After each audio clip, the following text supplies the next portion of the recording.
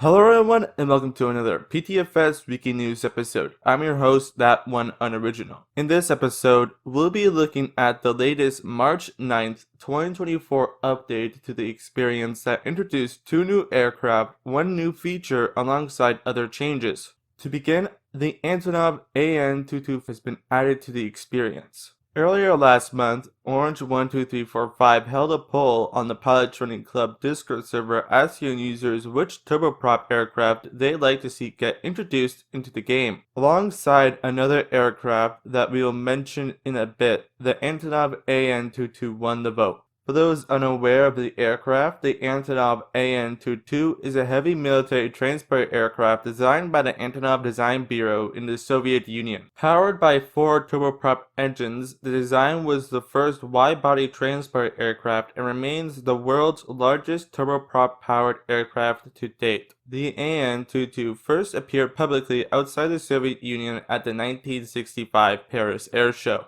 The Antonov AN-22 is a free aircraft and can be found exclusively in the cargo section of the aircraft spawner, alongside the all category. The aircraft comes with 3 liveries, blue/gray, Antonov Airlines, and the default white livery. Like the Antonov AN-225, the tail section of the Antonov 22 can be opened, though unlike the AN-225, unfortunately you cannot load vehicles into the aircraft, with Orange12345 wanted to keep that feature exclusively for the paid Antonov AN-225. Next up, the ATR-72 has been added to the experience alongside the Antonov AN-22. As we mentioned earlier, the Antonov AN-22 won the February vote alongside another aircraft. That other aircraft was the ATR-72.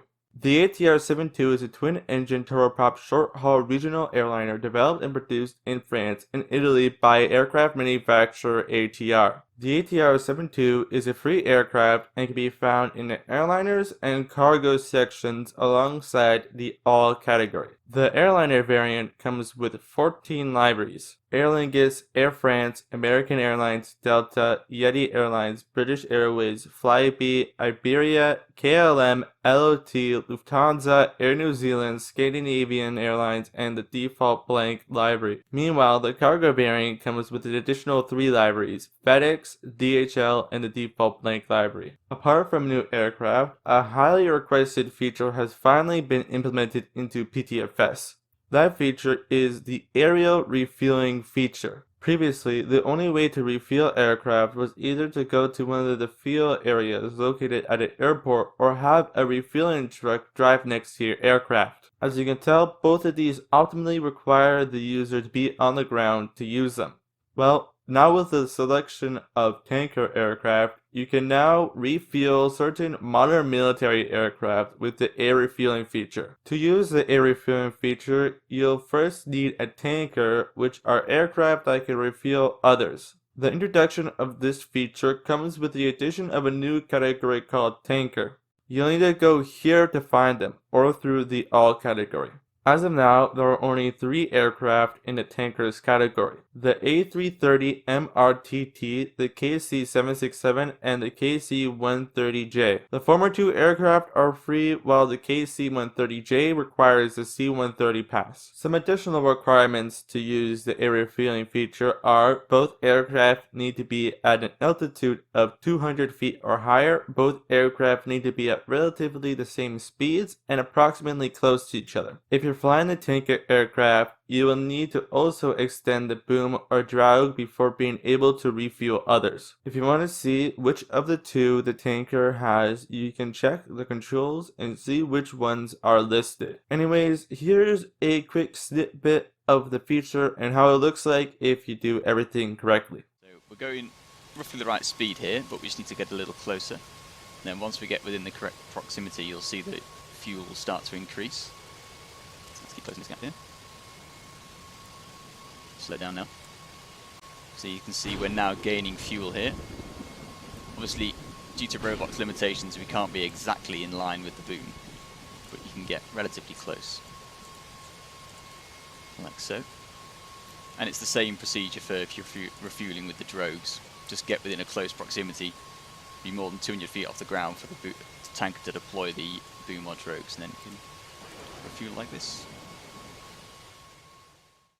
Anyways, next up, openable canopies have been added to multiple military aircraft. If you watched our February 3rd, 2024 update video or used the SR-71 after that date, you'll know that alongside a remodel of the SR-71 and the addition of a second library for the SR-71, users were now able to open the pilot and co-pilot canopies by clicking or tapping them. Up to this point, this was the only aircraft capable of doing such, but now the Eurofighter FA-18, F-14, F-16, and F-22 all have this ability. Like the SR-71, you can open and close the canopies by clicking or tapping them, and they're also animated. Alongside that, the ability to have your altitude and speed displayed on your call sign have been added. As the prior would suggest, with the feature enabled, alongside having your username and aircraft displayed above your avatar, the speed and altitude of your aircraft will also be displayed. By default, this feature is disabled, but can be enabled by going to the main menu, selecting options, and switching name tag speed/alt to true. Lastly,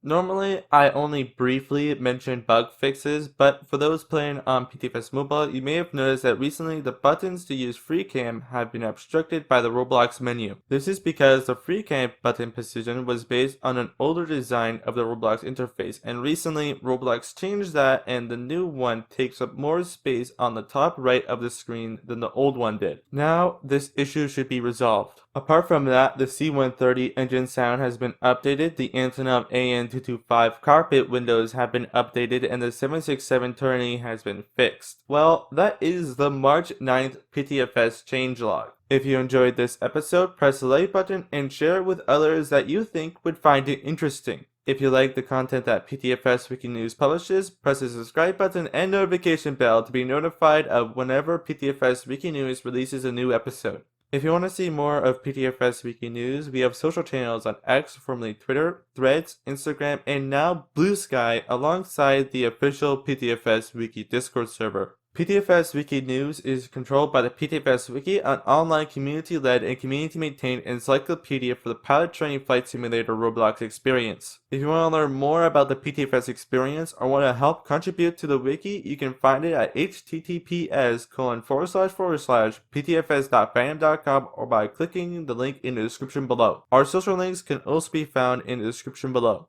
Finally, if you're interested in any of the PTFS Wiki partners showcased throughout the video, you can find a link to them in the description below as well. If you're a group that is providing a unique, interesting, and useful resource service and or tool designed for the PTFS community, you can learn more about how to join the PTFS Wiki's Partners Program by joining the PTFS Wiki Discord server linked below. With that all the way, we'll see you in another episode. Goodbye.